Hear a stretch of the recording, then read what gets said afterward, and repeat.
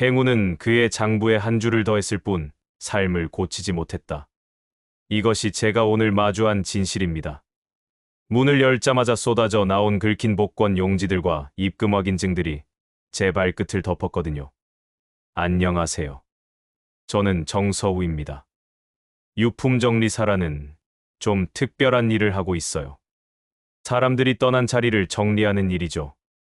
벌써 15년째 이 일을 하고 있는데 매번 문을 열 때마다 새로운 이야기와 마주하게 돼요.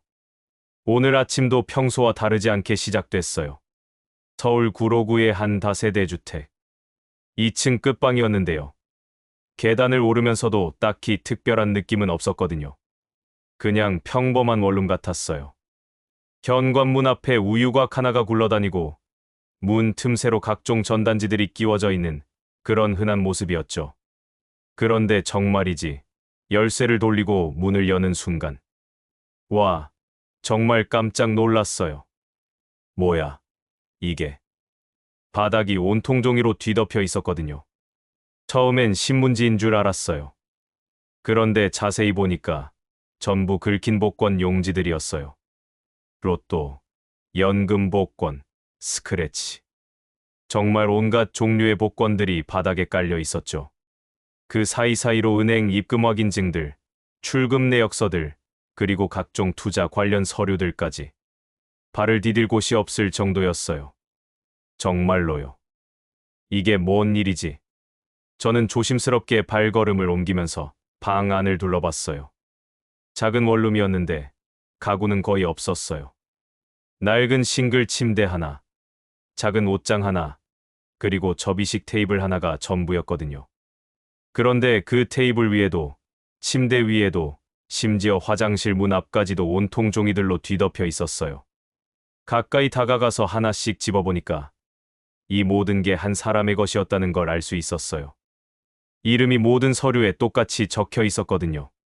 서민도. 전 선반공이셨던 분이에요. 서민도 씨. 처음 본 이름이었지만 왠지 마음이 무거워지더라고요. 이 모든 종이들이 말해주고 있었거든요. 이분의 마지막 시간들이 어땠는지를요. 저는 천천히 종이들을 하나씩 살펴보기 시작했어요. 그런데 정말 신기한 게 날짜 순으로 정리가 돼 있더라고요. 마치 누군가 일기를 쓰듯이 시간 순서대로 차곡차곡 쌓여 있었어요. 가장 아래쪽에 있던 건 작년 4월 15일자 로또 당첨 확인증이었어요. 2등 당첨. 당첨 금액 7천만 원. 와, 정말 큰 돈이잖아요. 저 같은 사람한테는 상상도 할 수 없는 큰 돈이었거든요. 그 확인증 뒷면에는 빨간 펜으로 이렇게 적혀 있었어요. 드디어, 이제 시작이다. 느낌표까지 2개나 찍어 놓으셨더라고요. 얼마나 기뻤을지 상상이 갔어요. 평생 선반공으로 일하시면서 고생만 하시다가 갑자기 하늘에서 7천만 원이 뚝 떨어진 거잖아요. 그런데 그 다음 종이들을 보니까 이야기가 달라졌어요. 4월 20일. 일시 수령 완료 확인증. 세금을 제하고 실제로 받은 돈은 5,600만 원 정도였더라고요. 그래도 엄청난 돈이죠. 그 다음부터 뭐가 나오냐면 경마 베팅권들이 나오기 시작했어요. 4월 23일 토요일. 서울 경마공원. 첫 베팅 금액이 50만 원이었어요. 그것도 한 경주에만요. 승부식으로 베팅하셨더라고요. 결과는 낙마. 아, 처음이니까 운이 없었나 보다. 그렇게 생각했나 봐요. 그 다음 주에도 또 가셨거든요. 이번엔 100만 원. 역시 꽝. 그런데 정말 무서운 게 뭐냐면 금액이 점점 커지고 있었다는 거예요. 매주 토요일마다 경마장에 가시고 베팅 금액도 50만 원, 100만 원, 200만 원. 이렇게 계속 올라가고 있었어요. 5월 말쯤 되니까 한 번에 500만 원씩 베팅하고 계시더라고요. 500만 원이면 웬만한 직장인 월급보다 많은 돈인데 한 번에 말에다가 거는 거예요. 그 사이사이로 다른 종이들도 섞여 있었어요. 스포츠 토토 베팅권들, 온라인 베팅 출금 내역서들. 정말 다양했어요. 특히 눈에 띄는 게 있었는데 코인 선물 거래 내역서였어요. 비트코인 선물, 이더리움 선물. 이런 것들을 레버리지 50배, 100배로 거래하신 흔적들이 있더라고요. 이거 정말. 저도 투자를 조금 해봐서 아는데 레버리지 100배라는 건 정말 위험한 거예요. 1%만 떨어져도 전 재산이 날아가는 거거든요. 6월쯤 되니까 패턴이 보이더라고요. 잃으면 더 큰 돈으로 만회하려고 하는 패턴이었어요. 100만 원 잃으면 다음엔 200만 원, 200만 원 잃으면 다음엔 500만 원. 이렇게요. 그런데 이상한 건 중간중간 당첨된 흔적들도 있었다는 거예요. 경마에서 1천만 원 따신 적도 있고 코인에서 3천만 원 수익 난 적도 있더라고요. 그럴 때마다 뒷면에 적어 놓으신 메모들이 있었어요. 역시 운은 돌고 돈다. 이제 감이 왔다. 원금 회복. 다음엔 더 크게. 이런 메모들을 보니까 정말 마음이 아팠어요. 이분이 얼마나 간절했을지, 얼마나 희망적이었을지 느껴졌거든요. 하지만 전체적인 흐름을 보면 결과는 뻔했어요. 7월, 8월. 갈수록 베팅 금액은 더 커지고 패배 횟수도 더 많아지고 있었거든요. 그리고 어느 순간부터는 은행 대출 내역서들이 나오기 시작했어요. 신용대출, 담보대출, 현금 서비스. 심지어 사채업체에서 온 문자 메시지 출력물들까지 있었어요. 서민도님, 연체료가 발생했습니다. 빠른 연락 바랍니다. 이런 무서운 내용들이었죠. 그런데 정말 가슴이 아픈 건 그 사이사이에 끼워져 있던 메모지들이었어요. 서민도 씨가 직접 손으로 쓴 것 같은 메모들이요. 내일은 꼭 딸 미로한테 연락하자. 생일 선물 사줘야지. 용돈도 좀 드리고. 다음에 크게 따면. 이런 메모들을 보니까 눈물이 날 것 같았어요. 이분이 도박을 하신 이유가 단순히 돈을 벌고 싶어서가 아니었던 것 같다는 생각이 들었거든요. 가족한테 뭔가 해주고 싶어서, 좋은 아버지가 되고 싶어서 그런 마음이었던 것 같아요. 하지만 현실은 냉정했어요. 9월쯤 되니까 남은 돈이 거의 없어졌더라고요. 그래도 포기하지 않고 계속 베팅을 하셨는데 이번엔 소액으로 하시기 시작했어요. 10만 원, 5만 원, 심지어 1만 원짜리 복권까지. 그런데 정말 안타까운 게 소액으로 베팅을 해도 잃는 건 똑같더라고요. 오히려 소액으로 여러 번 베팅하니까 총 잃은 금액은 더 커지고 있었어요. 10월, 11월. 점점 더 절망적이 되어가고 있었어요. 메모의 내용도 바뀌기 시작했거든요. 망했다. 어떻게 하지? 미로야, 미안하다. 이런 메모들이 늘어나고 있었어요. 그리고 마지막에 발견한 건 정말 충격적이었어요. 12월 31일. 마지막 베팅권이었어요. 1만 원짜리 스크래치 복권. 당연히 꽝이었죠. 그 복권 뒷면에는 이렇게 적혀 있었어요. 7천만 원이 영원이 되는데 걸린 시간 8개월 15일. 나는 바보였다. 그리고 그 밑에 작은 글씨로 미로야, 아빠가 미안하다. 사랑한다고 전하지 못해서 미안하다. 정말 가슴이 먹먹해졌어요. 이 모든 종이들이 한 사람의 8개월을 보여주고 있었거든요. 희망에서 절망까지, 꿈에서 악몽까지의 모든 과정이요. 그때 휴대폰이 울렸어요. 의뢰인인 딸분에게서 온 연락이었어요. 정리사님, 어떻게 되어가고 있나요? 목소리가 차가웠어요. 전혀 슬픔이 느껴지지 않는 담담한 목소리였거든요. 아, 네. 지금 현황을 파악 중인데 혹시 아버님이 복권이나 도박을 하셨다는 거 알고 계셨나요? 잠깐 침묵이 흘렀어요. 그리고 나서 들려온 대답이 알고 있었어요. 그래서 연락을 끊었거든요. 정말 차가운 목소리였어요. 아버지는 돈만 남기고 사랑은 빼셨죠. 그런데 막상 돈도 없더라고요. 빚만 남기고 가셨어요. 그 말을 듣는 순간 제 가슴이 정말 무거워졌어요. 이 모든 종이 더미가 이 모든 베팅권들이 결국은 한 가족이 무너져가는 과정을 보여주는 증거였던 거예요. 그럼 정리는 어떻게 하시겠어요? 폐기 처분해주세요. 다 필요 없어요. 그렇게 짧게 말하고 전화를 끊어버리시더라고요. 저는 다시 한번 방 안을 둘러봤어요. 이 모든 종이들을 정말 다 버려야 하는 걸까요?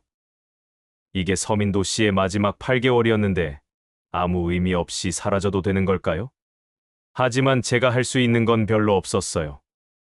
의뢰인의 뜻에 따라 정리하는 게 제 일이니까요. 그런데 정말 이상한 게 구석에서 하나의 상자를 발견했어요. 다른 종이들과는 달리 깨끗하게 정리되어 있는 작은 상자였어요. 이건 뭐지?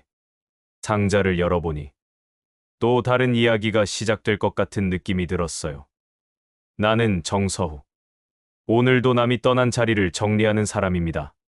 그런데 오늘만큼은 단순히 정리하는 게 아니라 한 사람의 인생을 읽어보는 것 같았어요. 행운이란 게 과연 무엇일까요? 7천만 원을 받은 게 행운이었을까요? 아니면 그것 때문에 모든 걸 잃은 게 불행이었을까요? 아직은 모르겠어요.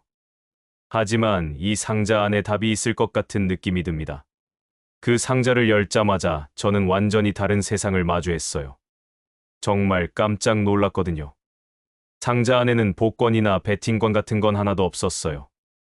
대신에 깔끔하게 정리된 서류들이 들어 있었어요. 이력서, 근무 확인서, 월급 명세서. 그리고 가장 위에는 작은 수첩 하나가 놓여 있었죠. 수첩을 펼쳐보니까 서민도 씨의 손글씨로 빼곡하게 적혀 있었어요. 일기 같은 거였는데 날짜를 보니까 복권 당첨 전부터 시작된 기록이더라고요. 2023년 1월 3일. 오늘도 야근. 허리가 너무 아프다. 미로가 대학 등록금 걱정하는 소리를 들으니까 마음이 아프다. 아빠가 더 벌어야 하는데. 이런 식으로 시작되고 있었어요. 읽으면서 정말 마음이 아팠어요. 서민도 씨는 정말 평범한 선반공이셨어요. 대전에 있는 중소제조업체에서 20년 넘게 일하셨더라고요. 하루 12시간씩 서서 일하시고 주말에도 특근을 나가시고 정말 성실하게 사시던 분이었어요. 수첩을 더 읽어보니까 서민도 씨의 하루가 그려졌어요. 새벽 5시 30분 기상, 6시 30분 출근, 공장에서 18시까지. 저녁 8시에 집에 도착하면 온몸이 성한 데가 없다. 허리, 다리, 어깨, 어디 하나 안 아픈 데가 없다. 그런데 그 힘든 와중에도 항상 딸 생각을 하고 계셨더라고요. 미로가 친구들이랑 치킨 먹고 싶다는데 용돈을 못 줘서 미안하다. 다른 애들은 부모가 뭘 사달라고 하면 척척 사주는데 우리 미로는 항상 눈치를 본다. 미로 대학 등록금이 한 학기에 400만 원이다. 내 월급이 250만 원인데 생활비 빼고 나면 모을 수 있는 돈이 얼마나 될까? 계산해봐도 답이 안 나온다. 정말. 읽으면서 울컥했어요. 평범한 아버지의 마음이 고스란히 담겨 있었거든요. 그리고 2023년 2월쯤부터는 건강 문제가 나타나기 시작했어요. 오늘 병원에 갔다. 허리 디스크가 심해졌다고 한다. 의사가 무거운 것 드는 일은 피하라고 하는데 그럼 뭘 하고 살아야 하나? 회사에서 올해 구조조정한다는 소문이 돈다. 나이 많은 사람부터 내보낸다는데 나도 이제 58살이다. 언제까지 이 일을 할 수 있을까?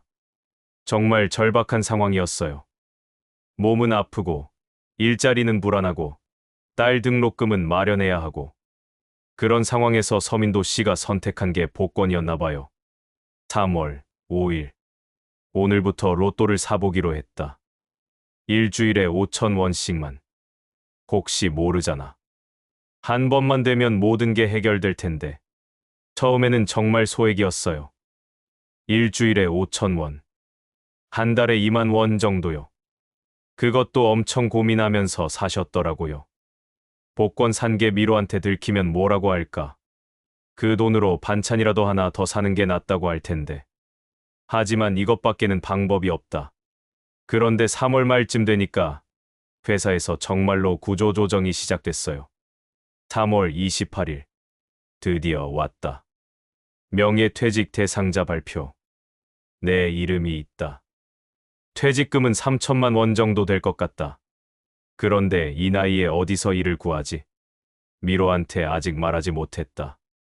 어떻게 말하나? 아빠가 실업자가 됐다고? 등록금은 어떻게 하라고? 정말 막막한 상황이었겠어요. 그런데 바로 그때였어요. 운명의 4월 15일이요. 4월 15일. 믿을 수가 없다.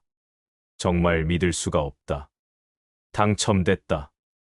수첩에 쓰인 글씨가 평소보다 훨씬 크고 진했어요. 얼마나 흥분하셨을지 상상이 갔어요. 번호가 맞다. 진짜로 맞다. 62, 23, 31, 39, 42점. 내가 외우고 있던 번호가 그대로 나왔다. 2등이다. 2등. 그 옆에는 당첨 번호를 또박또박 적어 놓으셨더라고요. 정말 소중하게 보관하신 것 같았어요. 당첨금이 7천만 원이라고 한다. 세금 떼고 나면 5,600만 원 정도. 그래도 엄청난 돈이다. 이제 모든 게 해결됐다. 그날의 기록이 엄청 길었어요. 평소에는 서너 줄 정도만 썼는데 그날은 거의 2페이지에 걸쳐서 적어 놓으셨더라고요. 미로한테 전화했다. 아빠, 무슨 일이야? 하면서 깜짝 놀라더라. 당첨됐다고 말해줬더니 처음에는 농담인 줄 알았다가 진짜라는 걸 알고는 펑펑 울었다. 아빠, 정말이야. 진짜 당첨된 거야. 하면서 계속 물어보더라. 나도 아직 실감이 안 난다. 딸과의 통화 내용도 자세히 적혀 있었어요. 미로가 그러더라. 아빠, 이제 허리 치료 받으세요. 그리고 맛있는 것도 많이 드시고. 착한 우리 딸. 등록금 걱정 안 해도 된다고 했더니 정말 안심하는 것 같았다. 그동안 얼마나 걱정했을까. 미안한 마음이 든다. 그리고 그 다음 며칠간의 기록을 보면 정말 행복했던 것 같아요. 4월 16일. 아직도 꿈 같다. 복권 당첨증을 계속 들여다본다. 진짜 내 이름이 맞나 싶어서. 4월 17일. 회사에 퇴직하겠다고 했다. 부장이 깜짝 놀라더라. 사실 말 안 했는데 복권에 당첨됐다고 하니까 축하해주더라. 좋은 사람들이다. 4월 18일. 미로랑 통화. 등록금 외에 용돈도 넉넉히 줄 수 있을 것 같다고 했다. 미로가 정말 기뻐했다. 이런 기분이 이렇게 좋은 줄 몰랐다. 그런데 여기서부터 뭔가 이상한 변화가 시작됐어요. 4월 19일. 인터넷으로 투자에 대해 찾아봤다. 5천만 원을 그냥 은행에 넣어두면 이자가 너무 적다. 뭔가 불려야 하지 않을까? 주식, 부동산, 코인. 여러 가지가 있는데 어떤 게 좋을까? 유튜브를 보니까 투자로 돈 번 사람들이 많더라. 처음에는 정말 순수한 마음이었던 것 같아요. 딸을 위해 돈을 더 불려야겠다는 생각이었죠. 4월 20일. 드디어 돈을 받았다. 5,600만 원. 통장 잔고를 보니까 정말 실감이 난다. 내가 이렇게 많은 돈을 가져본 적이 있었나? 그런데 바로 그 다음 날부터 분위기가 바뀌기 시작했어요. 4월 21일. 은행에서 투자 상품을 권해줬다.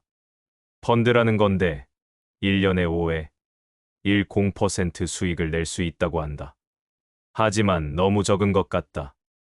동네 아저씨가 그러는데 주식을 하면 한 달에 몇십 %도 벌 수 있다고 한다. 정말일까? 그리고 4월 22일 운명적인 만남이 있었어요. 오늘 경마장에 갔다. 처음이었는데 생각보다 재밌더라. 옆에서 할아버지 한 분이 친절하게 가르쳐 주셨다. 그 할아버지가 누구였는지 자세히 적혀 있었어요. 박 할아버지라고 하시는데 경마를 30년 하셨다고 한다. 젊은 사람, 경마는 운이 아니라 정보야. 말의 컨디션, 기수의 실력, 날씨. 이런 걸 다 따져봐야 한다고 하시면서 여러 가지를 가르쳐 주셨다. 그 할아버지의 말에 완전히 빠져버리신 것 같았어요.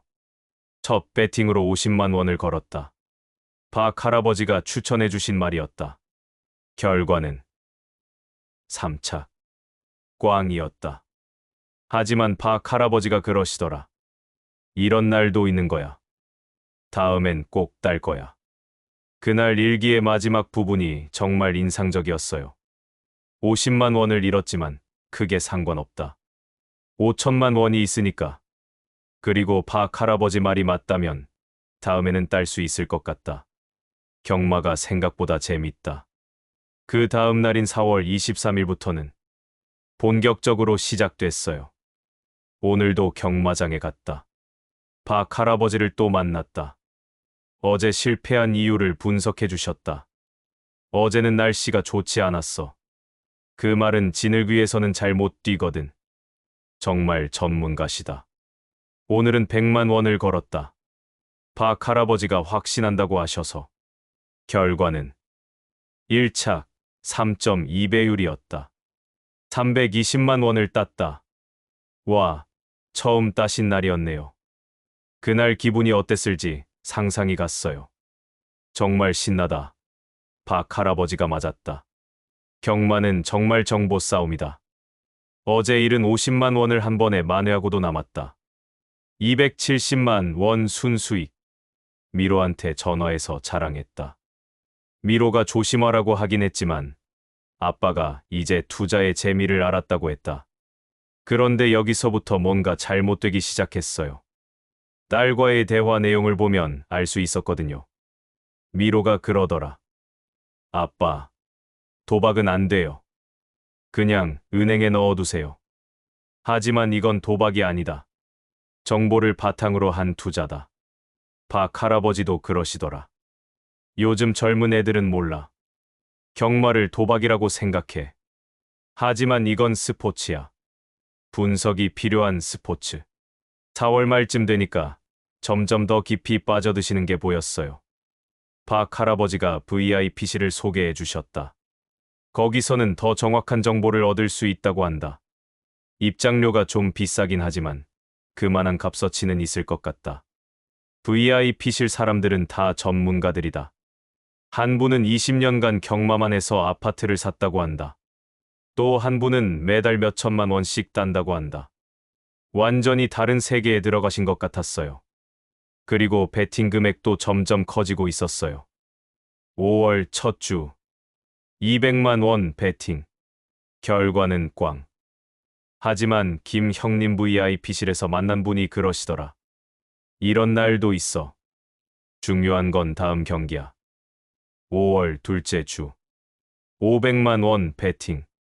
김 형님이 확실한 정보가 있다고 하셔서. 결과는 또 꽝. 하지만 아직 4천만 원이 남아있다. 그 즈음부터 딸과의 관계도 조금씩 틀어지기 시작한 것 같았어요. 미로가 전화해서 화를 냈다. 아빠, 도대체 뭐 하시는 거예요? 벌써 1천만 원을 잃었다고요? 하지만 미로는 몰라. 이건 장기적인 투자야. 미로가 그냥 그 돈으로 등록금이나 내고 나머지는 적금 넣어두세요라고 하는데 그럼 언제 큰 돈을 만들어? 이런 기회가 또 언제 와? 5월 말쯤에는 다른 종목도 시작하셨더라고요. 박 할아버지가 스포츠 토토도 가르쳐 주셨다. 축구는 경마보다 예측하기 쉽다고 하신다. 선수들 컨디션, 팀 전력, 이런 걸 분석하면 된다고. 스포츠 토토 베팅 300만 원. 토트넘 빌스 아스날 경기에서 토트넘 승에 베팅. 박 할아버지가 손흥민이 나온다고 확신하셨다. 결과는 어땠을까요? 무승부. 꽝이었다. 하지만 손흥민이 골은 넣었다. 운이 조금만 더 좋았으면. 그리고 6월부터는 정말 본격적으로 시작됐어요. 코인 선물 거래를 시작했다. VIP실에서 만난 이 사장님이 가르쳐 주셨다. 코인은 24시간 거래되고 레버리지를 쓰면 적은 돈으로도 큰 수익을 낼 수 있다고 한다. 비트코인 선물 거래. 1천만 원으로 50배 레버리지. 비트코인이 조금만 올라도 대박이다. 그날 일기의 마지막 문장이 정말 소름 끼쳤어요. 이제 진짜 시작이다. 5천만 원을 1억으로, 1억을 10억으로 만들 수 있다. 미로한테 정말 좋은 아빠가 될 수 있을 것 같다. 하지만 그 희망찬 문장 뒤에 숨어있던 진실을 저는 이미 알고 있었어요. 바닥에 깔려있던 그 수많은 패배의 증거들을 봤으니까요. 수첩의 6월 부분을 넘기려는데 손이 떨리더라고요. 이 다음에 펼쳐질 이야기가 어떨지 뻔히 보이니까요. 그런데 정말 예상치 못한 게 있었어요. 수첩 중간중간에 끼워진 작은 메모지들이었어요. 딸한테 보내려고 썼다가 보내지 못한 편지들 같았어요. 미로야, 아빠가 지금 큰 투자를 하고 있어. 조금만 기다려. 곧 너한테 용돈도 많이 주고 맛있는 것도 많이 사줄게. 미로야, 아빠를 믿어줘. 아빠가 실패할 리 없어.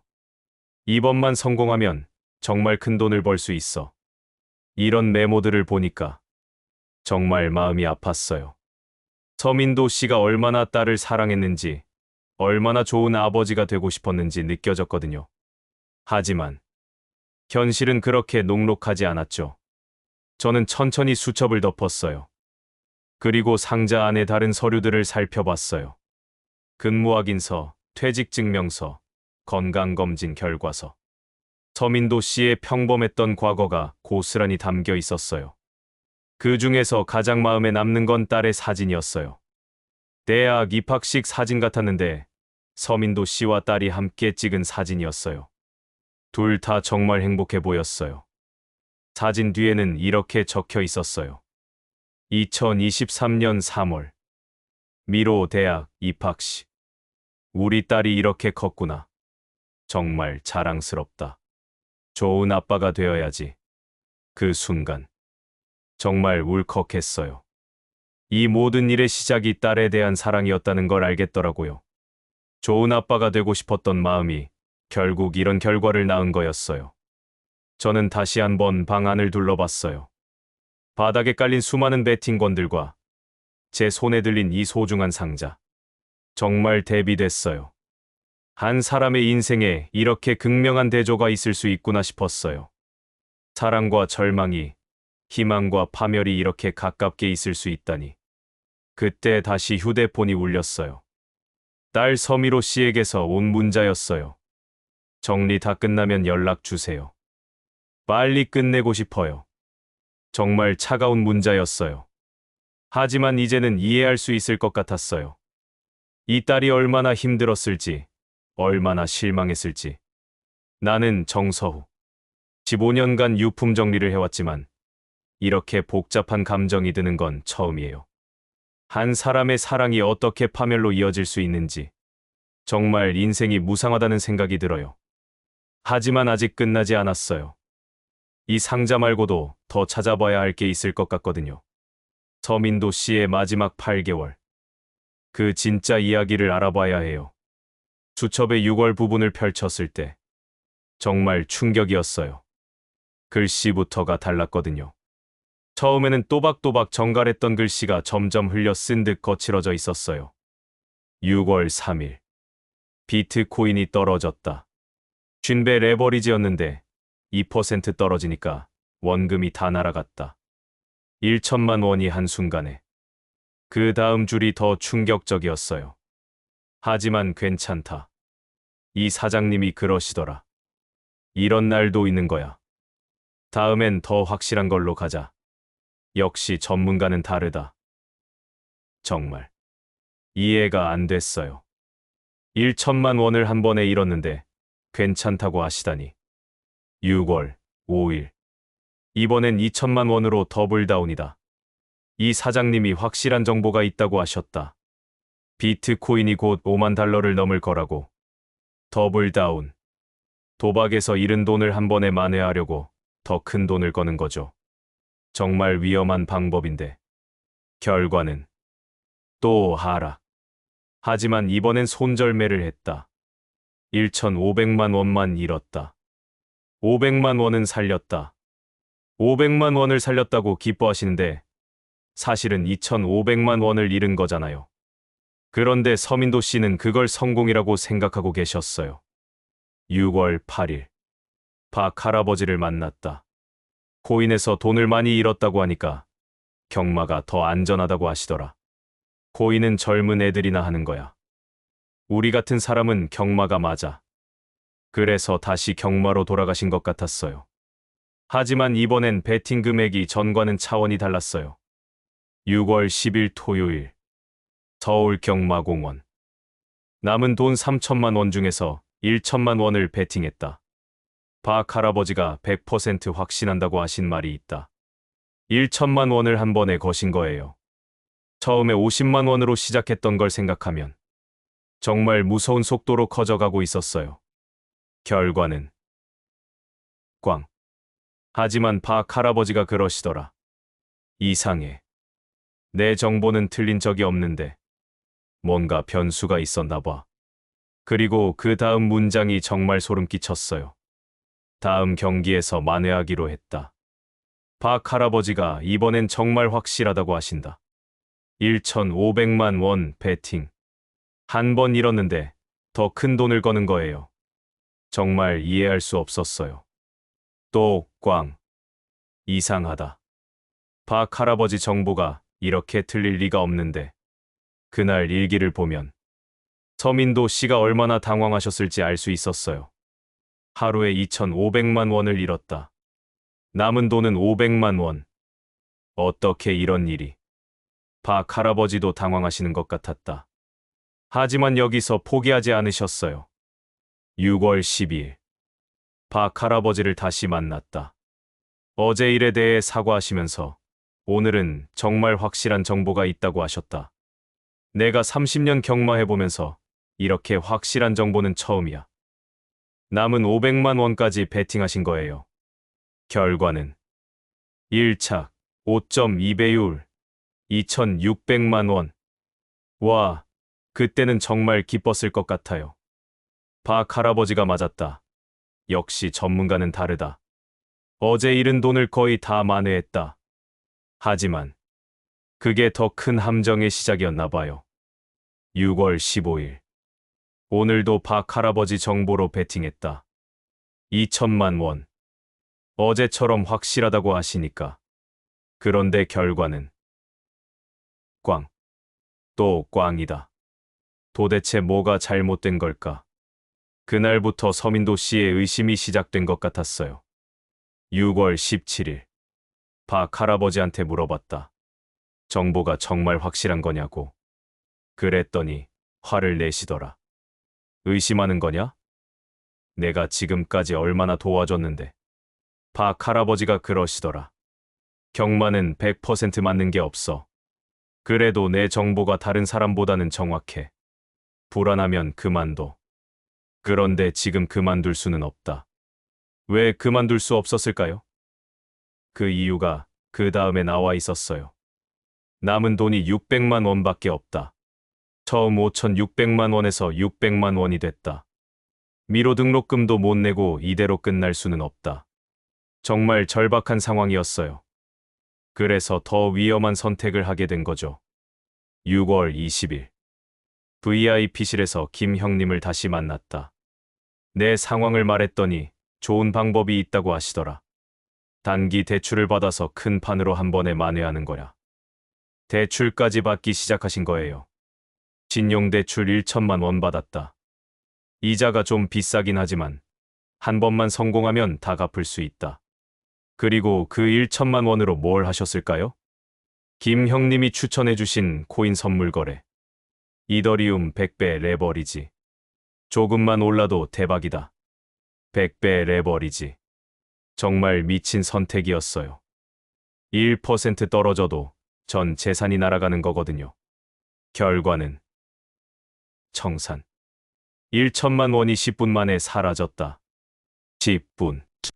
10분 만에 1천만 원이 사라진 거예요. 어떻게 이런 일이. 김 형님도 당황하시더라. 이상해. 분명히 올라갈 줄 알았는데. 그날 일기가 정말 절망적이었어요. 이제 정말 끝났다. 남은 건 600만 원과 1천만 원 대출뿐이다. 대출 이자만 월 80만 원이다. 하지만 여기서도 포기하지 않으셨어요. 6월 25일. 현금 서비스로 500만 원 더 뽑았다. 이제 정말 마지막 기회다. 현금 서비스까지. 이자가 연 20% 넘는 고금리인데 이번엔 다르다. 스포츠 토토로 한 번에 끝내겠다. 월드컵 예선전인데 확실한 경기가 있다. 그 확실한 경기가 뭐였을까요? 한국 vs 싱가포르. 한국이 질 리가 없다. 5배율에 500만 원 올인. 결과는 무승부. 말이 안 된다. 한국이 싱가포르랑 무승부를 하다니. 그날 일기의 마지막 줄이 정말 참담했어요. 이제 정말 아무것도 남지 않았다. 100만 원. 딸한테 뭐라고 말하지? 7월부터는 정말 처참한 시간들이 시작됐어요. 7월 1일. 미로한테 전화했다. 아빠, 등록금 언제 보내주세요? 라고 묻더라. 뭐라고 대답해야 할지. 조금만 기다려라고 했다. 7월 3일. 대출 이자 연체됐다. 은행에서 계속 전화 온다. 어떻게 하지? 그때부터 정말 막무가내로 돈을 구하기 시작하셨어요. 7월 5일. 캐피탈에서 300만 원 빌렸다. 이자가 월 15%다. 미친 이자지만 어쩔 수 없다. 7월 7일. 그 300만 원으로 마지막 도전. 경마 3연승식에 올인. 당첨되면 50배. 50배. 정말 도박이었어요. 꽝. 이제 정말 끝이다. 그런데 여기서 더 충격적인 일이 벌어졌어요. 7월 10일. 사채업체에서 연락이 왔다. 김 형님이 소개해줬다고 한다. 1천만 원까지 빌려준다고. 사채까지. 이자가 월 30%다. 무서운 이자지만 이번만 성공하면. 그 1천만 원으로 뭘 하셨을까요? 비트코인이 폭락했다. 지금이 바닥이라고 이 사장님이 확신한다. 200배 레버리지로 올인. 200배 레버리지. 정말 자살 행위였어요. 0.5% 올라서 1천만 원이 2천만 원이 됐다. 잠시 희망이 보였나 봐요. 이제 됐다. 조금만 더 오르면 원금 회복이다. 하지만 갑자기 폭락. 청산됐다. 2천만 원이 순식간에 사라졌다. 그날 일기가 정말 읽기 힘들었어요. 어떻게 이런 일이? 어떻게? 같은 말이 계속 반복되어 있었어요. 미로야, 미안해. 아빠가 바보였어. 미안해. 8월부터는 더 절망적이었어요. 8월 1일. 사채업체에서 독촉 전화가 온다.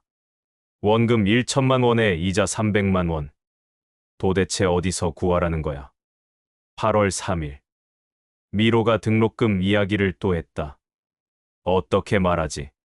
아직 말할 수가 없다. 그런 상황에서도 또 도박을 하셨어요. 8월 5일. 마지막 남은 신용카드로 현금 서비스 200만 원. 이번엔 정말 마지막이다. 1만 원짜리 로또 200장. 그 중에 하나는 당첨될 거야. 200장. 미친 짓이었어요. 전부 꽝. 200만 원이 한순간에. 그 다음부터는 정말 막장으로 치달았어요. 8월 10일. 온라인 대부업체에서 또 빌렸다. 500만 원. 일주일 이자가 50만 원이다. 일주일에 10% 이자. 정말 무서운 고리대금업이었어요. 8월 12일. 그 500만 원으로 경마장에 갔다.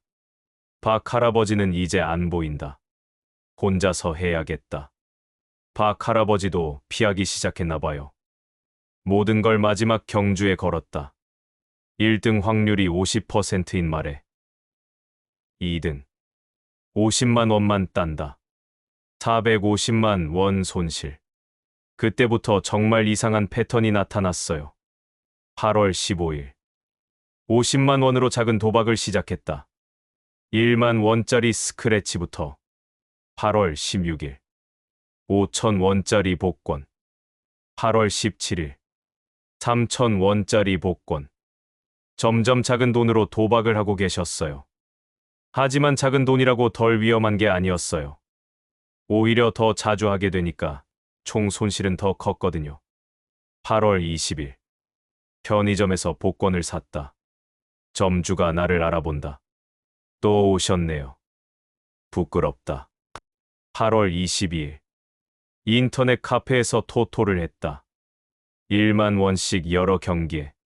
8월 25일, PC방에서 온라인 카지노를 했다.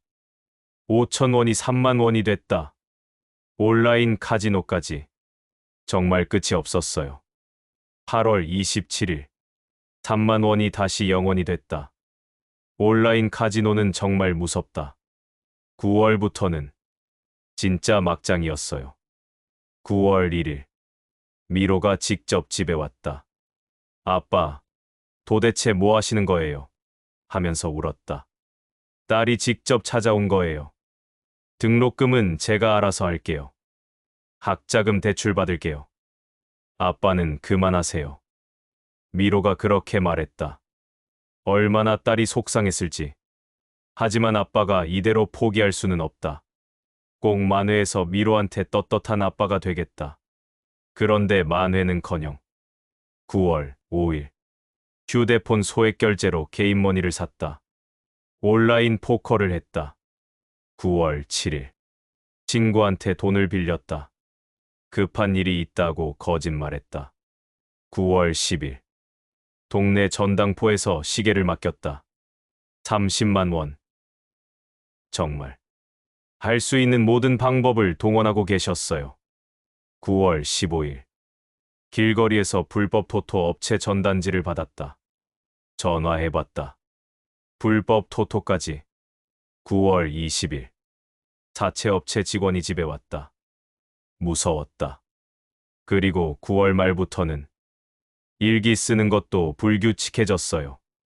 9월 25일, 미로가 연락을 안 받는다.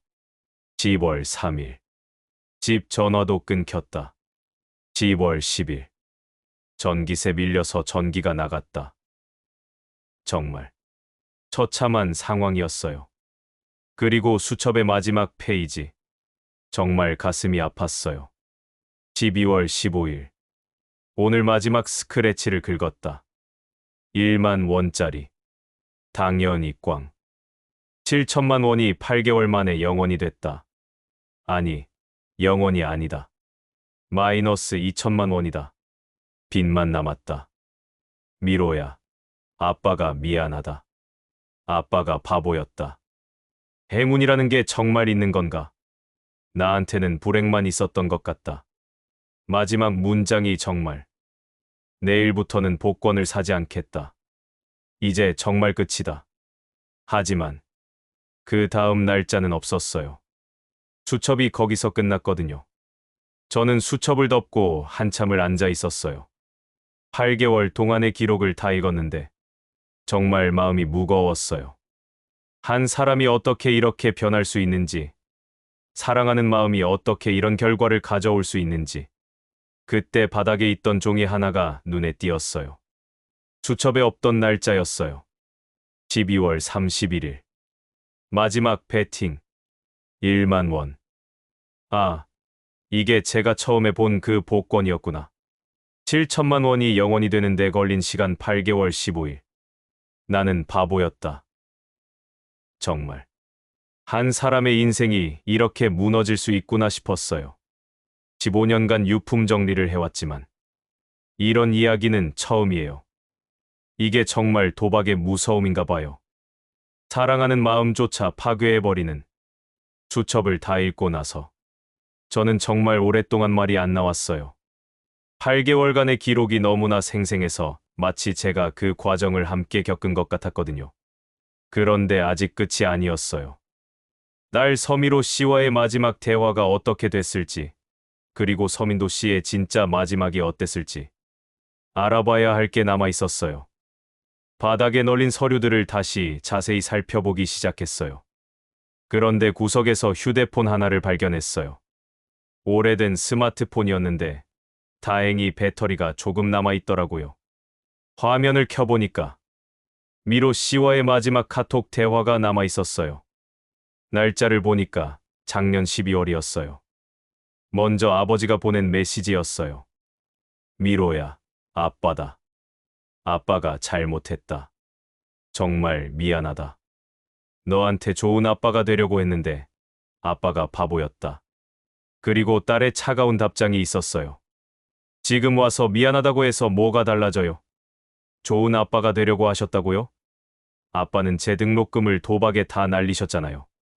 처음에는 당첨됐다고 기뻐하면서 용돈도 보내주시고 등록금 걱정하지 말라고 하셨는데 결국엔 전부 거짓말이었어요. 아버지가 다시 보낸 메시지가 정말 절박했어요. 미로야, 만회할게. 꼭 만회해서 내 등록금도 주고 용돈도 주고. 아빠를 믿어줘.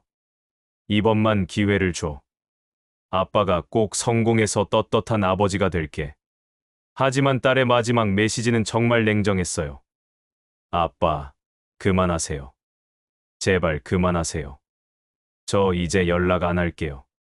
더 이상 실망하고 싶지 않아요. 아빠가 마지막에 저한테 돈까지 빌리려고 했을 때 정말 실망했어요. 학자금 대출 받아서 제가 알아서 할게요. 그 다음부터는 서민도 씨 혼자 메시지를 보내신 흔적만 있었어요. 읽음 표시도 안 되고 있었죠. 미로야, 아빠가 잘못했어. 답장 좀 해줘. 아빠가 정말 많이 반성하고 있어. 그리고 12월 20일쯤부터는 정말 절망적인 메시지들만 남아 있었어요. 미로야, 아빠가 죽을 것 같아. 사채업체 사람들이 무서워.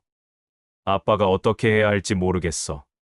제발 한 번만 전화 받아줘. 당연히 답장은 없었죠. 휴대폰을 내려놓고 저는 다시 주변을 살펴봤어요. 그런데 침대 밑에서 또 다른 상자 하나를 발견했어요. 이 상자는 처음 발견한 것보다 더 작았는데 무게가 꽤 나갔어요. 열어보니까 정말 예상치 못한 것들이 들어 있었어요. 편지 봉투들이었어요. 미로 씨한테 보내려고 썼다가 보내지 못한 편지들 같았어요. 첫 번째 편지를 열어봤어요. 미로야, 아빠가 편지를 쓴다. 요즘 너랑 통화할 때마다 목소리가 차갑더라. 아빠가 뭘 잘못했나 싶어서 밤새 생각해봤는데 아빠가 너무 바빠서 너한테 신경을 못 써준 것 같아. 미안하다. 아빠가 더 노력할게. 곧 좋은 소식이 있을 거야. 사랑하는 딸아, 아빠가 꼭 성공해서 내가 부러워할 만한 아빠가 될게. 날짜를 보니까 6월 초였어요.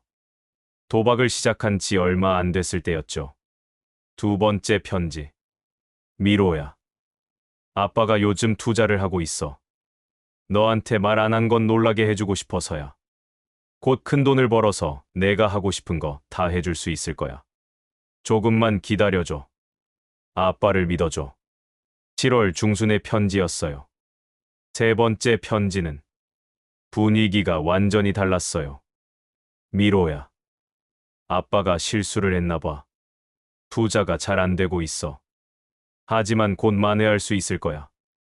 아빠가 포기하는 법을 모르잖아. 내 등록금은 걱정하지 마. 아빠가 꼭 마련할게. 8월 말의 편지였는데 글씨가 떨려 있었어요. 네 번째 편지. 미로야, 아빠가 바보였어. 정말 바보였어. 너한테 실망만 안겨줬지. 하지만 아직 끝나지 않았어. 아빠가 꼭 만회할게. 꼭. 마지막 편지는 정말 읽기가 힘들었어요. 미로야, 아빠가 미안해. 정말 미안해. 아빠는 너한테 좋은 아빠가 되고 싶었어. 내가 친구들 앞에서 자랑할 수 있는 아빠가 되고 싶었어. 하지만 아빠는 실패했어. 사랑한다고 말하고 싶었는데 이제 그럴 자격이 없는 것 같아. 미안하다. 정말 미안하다. 날짜를 보니까 12월 30일이었어요. 돌아가시기 하루 전이었죠. 편지를 다 읽고 나니까 정말 눈물이 날 것 같았어요. 이 모든 게 딸에 대한 사랑에서 시작된 일이었다는 게 더 가슴 아팠어요. 그때 또 휴대폰이 울렸어요. 서미로 씨에게서 온 전화였어요. 정리사님, 어떻게 되고 있나요? 아, 네. 거의 다 끝나가는데요. 혹시 아버님과 마지막 대화 나누신 게 언제쯤인가요? 잠깐 침묵이 흘렀어요. 작년 12월이었어요. 전화를 받지 않았거든요. 받을 수가 없었어요. 왜? 받을 수가 없으셨나요? 계속 거짓말만 하셨어요. 돈 생겼다. 투자 성공했다. 곧 용돈 준다. 전부 거짓말이었어요. 더 이상 속을 수가 없었어요. 서미로 씨 목소리에 분노가 섞여 있었어요. 그런데 정말 마지막에는 진심으로 사과하려고 하신 것 같던데요. 정리사님은 몰라요. 아버지가 얼마나 많은 거짓말을 했는지. 처음에는 당첨됐다고 기뻐하면서 용돈도 보내주시고 등록금도 걱정하지 말라고 하셨어요. 그래서 정말 믿었거든요. 그런데 시간이 지날수록 핑계만 늘어갔어요. 조금만 기다려. 곧 들어올 예정. 투자가 잘 안 되고 있어. 그러다가 나중에는 아예 연락이 안 됐어요. 정말. 딸 입장에서는 당연한 반응이었을 거예요. 제가 학자금 대출받아서 등록금 내고 아르바이트해서 생활비 벌면서 버텼어요. 그런데 아버지는 끝까지 도박만 하셨죠. 하지만 아버님이 남기신 편지들을 보니까 정말 딸분을 사랑하셨던 것 같아요. 사랑이요? 서미로 씨 목소리가 차갑게 변했어요. 사랑이라면서 제 등록금을 도박에 날리는 게 사랑인가요? 사랑이라면서 거짓말만 하는 게 사랑인가요? 할 말이 없었어요. 정리사님, 제가 왜 연락을 끊었는지 아세요? 마지막에 아버지가 저한테 돈을 빌려달라고 했거든요. 딸한테 돈을 빌려서 도박을 하겠다는 거예요. 그게 사랑인가요? 정말 충격적이었어요. 그때 정말 실망했어요. 아버지가 저를 딸이 아니라 돈으로만 보는구나 싶었어요. 아버지는 돈만 남기고 사랑은 빼셨죠. 그런데 막상 돈도 없더라고요. 빚만 남기고 가셨어요. 그 말이 정말 가슴에 박혔어요. 정리 빨리 끝내주세요. 더 이상 보기 싫어요. 그렇게 전화가 끊어졌어요. 저는 다시 한번 방 안을 둘러봤어요. 바닥에 널린 수많은 복권들, 베팅권들, 그리고 제 손에 들린 편지들. 정말 대비가 극명했어요. 한 사람 안에 이렇게 다른 두 모습이 있을 수 있구나 싶었어요. 사랑하는 마음은 진짜였을 거예요. 하지만 그 사랑을 표현하는 방법이 완전히 잘못됐던 거죠. 저는 천천히 정리를 시작했어요. 바닥의 종이들은 전부 폐기 처분하고 상자 안에 편지들과 사진, 수첩은 보관해두기로 했어요. 언젠가 딸이 마음을 바꿀지도 모르니까요. 마지막에 남은 건 그 미완의 가계부였어요. 서민도 씨가 마지막까지 쓰시려고 했던 가계부요. 저 페이지를 펼쳐보니까 새 출발 계획이라고 적혀 있었어요. 복권 절대 안 사기. 도박 절대 안 하기. 미로한테 사과하기. 취직해서 빚 갚기. 좋은 아빠 되기. 이런 계획들이 적혀 있었어요. 날짜를 보니까 12월 31일. 돌아가시던 바로 그날이었어요. 그 밑에는 이렇게 적혀 있었어요. 내일부터는 정말 다르게 살겠다. 미로야, 아빠가 꼭 변할게. 하지만 내일은 오지 않았죠. 저는 가계부를 조용히 덮었어요. 그리고 마지막 상자를 닫았어요. 정리를 다 마치고 나서 저는 창문 앞에 서서 밖을 바라봤어요. 평범한 다세대 주택 뷰였지만 왠지 마음이 복잡했어요. 행운이라는 게 정말 뭘까요? 7천만 원에 당첨된 게 행운이었을까요? 아니면 그 때문에 모든 걸 잃은 게 불행이었을까요? 아니면 행운도 불행도 아니고 그냥 선택의 결과였을까요? 서민도 씨가 다른 선택을 했다면 어땠을까요? 확실한 건 이 모든 일의 시작과 끝이 사랑이었다는 거예요. 딸에 대한 사랑으로 시작해서 딸을 잃는 것으로 끝났어요. 저는 오늘도 남이 떠난 자리를 정리했어요. 하지만 이번에는 단순히 정리하는 게 아니라 한 사람의 인생을 읽어본 것 같아요. 행운은 그의 장부에 한 줄을 더했을 뿐 삶을 고치지 못했어요. 오히려 삶을 망쳤죠. 하지만 그 안에 담긴 사랑만은 진짜였을 거예요. 비록 딸은 그 사랑을 받아주지 못했지만 언젠가는 아버지의 마음을 이해할 날이 오지 않을까요? 저는 마지막 상자를 들고 나왔어요. 나중에 딸이 찾을 수도 있으니까 보관해 두려고요. 인생은 정말 무상해요. 하지만 그 무상함 속에서도 사랑만은 남는 것 같아요. 비록 전달되지 못했더라도요. 나는 오늘 한 분의 인생을 정리해 드렸어요. 그리고 내일은 또 다른 이야기를 만날 거예요. 그게 제 일이니까요. 남이 떠난 자리를 정리하고 그들의 마지막 이야기를 듣는 것.